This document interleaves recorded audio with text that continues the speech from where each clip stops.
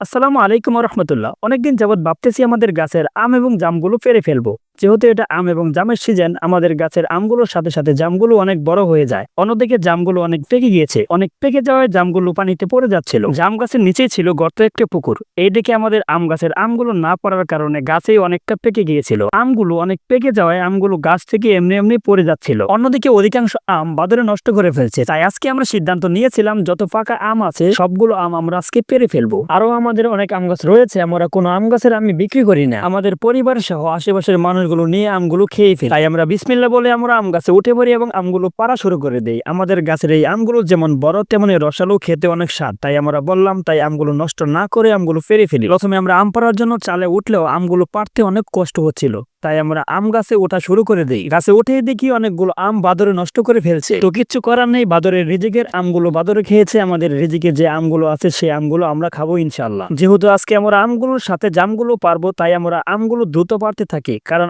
আম পাড়া শেষ হলেই জাম পারতে যাবো ইনশাআল্লাহ। তাই আমরা আমগুলো দ্রুত মাটির টিনের চালের উপর ফালাই এবং গাছ থেকে নামতে থাকি। এরপর আমগুলো কুড়িয়ে ডিশের ভিতরে রাখতে শুরু করি। আমি আপনাদেরকে আগেই বলেছিলাম এই আম গাছটির বয়স 20 থেকে 25 বছর হবে। প্রথমে একটা দুইটা আম আসলেও এখন 5-6 বছর ধরে অনেকগুলো আম আসে মাশাআল্লাহ। অন্যদিকে এখানে আম গাছটা থাকার একটি বড় সমস্যা রয়েছে। সমস্যাটা হলো আমাদের টিনের চালের উপরেই হলো আম গাছ, আর এই টিনের চাল দিয়ে হলো মাটিয়া টিন দিয়ে প্রায় সব আমগুলো টিনের উপরে পড়ে। অন্যদিকে আমার এক বড় ভাই এই আম গাছ থেকে অনেকদিন আগে পড়ে গিয়েছিল, ফলে সে অনেক ব্যথা পেয়েছিল এবং মাটির টিনের 2টি পাতা ভেঙে গিয়েছিল। আমরা যখন এই ঘরটা দিয়েছিলাম তখন এই গাছটা কাটা পড়েছিল, কিন্তু আমরা গাছ না কেটে টিনটি কেটেছিলাম। এরপর আমরা গাছ থেকে ধীরে ধীরে নেমে পড়লাম, কারণ এরপর আমরা জাম পাড়তে যাব। আবার আপনারা বলতে পারেন মাত্র কয়েকটা আম ধরেছে গাছে, এর আগেও আমরা আম পেরেছি। আজকে নিয়ে 10 থেকে 15 দিন হবে এই গাছ থেকে আমরা আম পাড়তেছি। আমাদের নিয়ত রয়েছে এই আম পাড়ার কাজ শেষ হলে আমরা যাব জাম পাড়তে। আজকে আমরা আম এবং জাম দুটি পেরে ফেলবো। যদিও কিছু আম থাকতে পারে গাছে, মূলত যে আমগুলো পেকেছে আমরা সেই আমগুলো এবং জামগুলো পারবো আজকে।